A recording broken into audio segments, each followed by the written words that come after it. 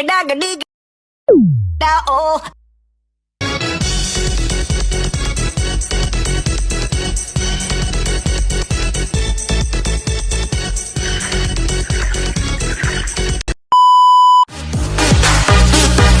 We got Wu-Tang up in this joint.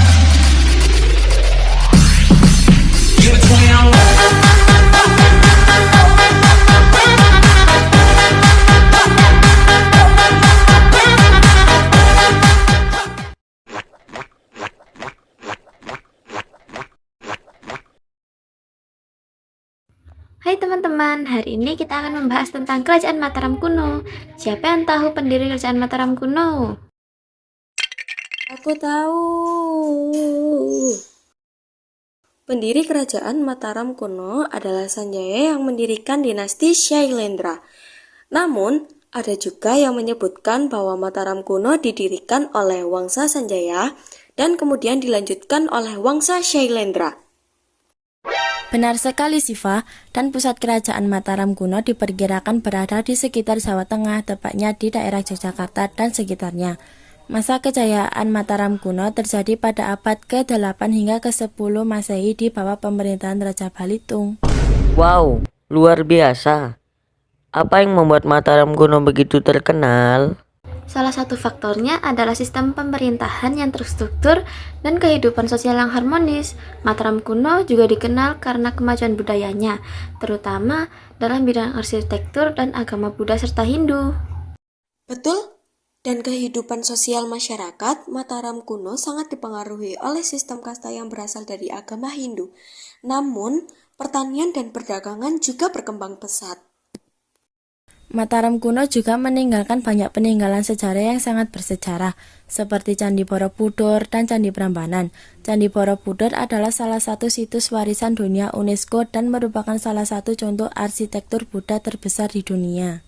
Bagaimana dengan prasasti-prasasti yang ditemukan? Apakah ada yang menarik dari prasasti tersebut?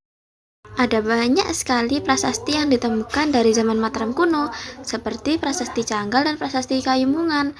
Prasasti-prasasti ini memberikan informasi penting tentang pemerintahan, kehidupan sosial, dan ekonomi pada masa itu. Dan karya sastra seperti Kekawinan Ramayana juga merupakan warisan penting dari zaman Mataram kuno. Karya sastra ini menunjukkan tingkat kesusastraan yang tinggi dan pengaruh Hindu-Buddha dalam sastra Jawa kuno. Bagaimana dengan pengaruh kerajaan Mataram kuno terhadap Indonesia saat ini? Pengaruhnya sangat besar dalam bidang budaya, agama, dan arsitektur. Candi-candi yang dibangun pada masa Mataram kuno masih menjadi daya tarik wisata dan objek penelitian hingga saat ini. Selain itu, warisan budaya dan spiritual dari Mataram kuno masih terasa dalam kehidupan masyarakat Indonesia, terutama di Jawa. Tradisi dan ritual keagamaan yang berkembang saat ini banyak dipengaruhi oleh warisan Mataram kuno. Jadi, kita harus bangga dengan sejarah dan peninggalan kerajaan-kerajaan besar seperti Mataram kuno.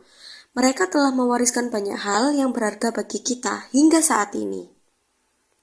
Setuju, sejarah membantu kita memahami bagaimana bangsa ini terbentuk dan bagaimana kita bisa melestarikan warisan leluhur. Mari kita lanjutkan belajar tentang kerajaan-kerajaan lain di Indonesia.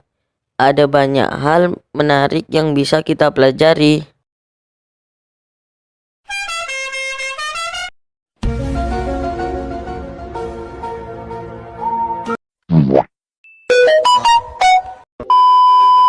Thank you everyone. Thank you Elmar. Boom.